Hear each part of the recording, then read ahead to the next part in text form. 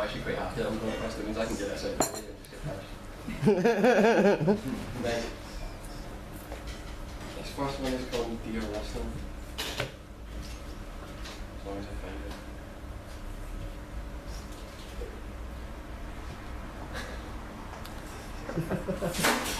We're outsourcing our conscience, not removing the problem. It's like I'm warning them about bomb threats and I'm being told I'm raving about nonsense. But the water's running out and soon the food will be done. And the only knowledge worth passing down will be how to use a gun. I can't be the only one that's feeling forsaken. My doctor told me we're a generation expected to pay for our father's sins. I'm not having it. I'm sick of being complicit. A user, an abuser, confused but not dissident. I can't describe how much all these things weigh on my conscience.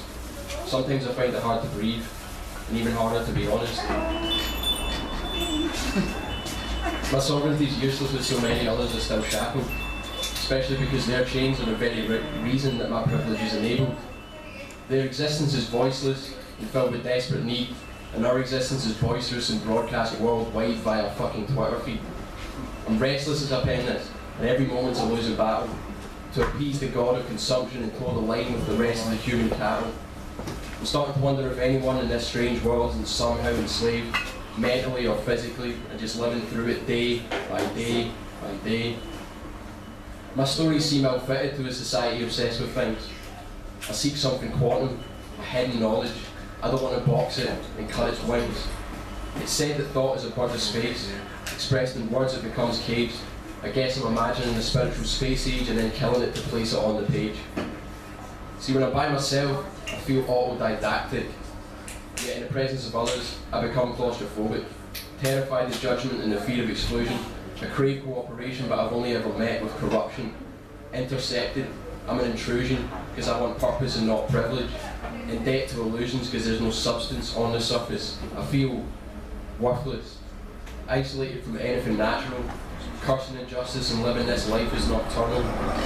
With a brow perpetually furrowed and a mind so burdened, I'm stuck in a stasis, facing a crisis that's urgent. But I can't find the energy, or at least I tell myself I can't. I'm lacking the presence to pretend I'm a man.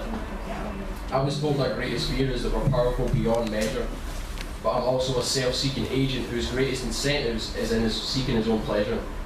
So why do I sit here and just stare at the clock? Could it really be that I'm scared that when I choose to start, I'll never stop? But something preoccupied my mind, a question that's timeless, the question of what my mind is. The problem is I can't get outside it to peer review the findings, so I know the results are biased. The only truth I find is in silence, because if I search while it's animate, I end up woven into the narrative. But the separation's arbitrary, and that's more than apparent. Still, a bit of wishful thinking helps me perceive it as transparent. This disease is abhorrent, the one they leave inside your brain. They teach you to speak, then to repeat, but never change. So where once we were explorers content to question everything, now with feathers broken we can only fly on metal wings. I feel disillusioned, but the word itself doesn't come close. So here I go once more, attempting to capture the feeling in this prose. Truth be told, I don't write this in hope it ignites the listener to change the globe. I wrote this in hope that for one moment you and I don't feel so alone. So, dear listener, here enclosed are Chinese whispers, a place in time from a peace of mind that cannot find any peace of mind. Inane ramblings, purposeful echoes, genuine anger, both physical and mental. An act of catharsis from a wandering artist trying to bridge the distance between me and you.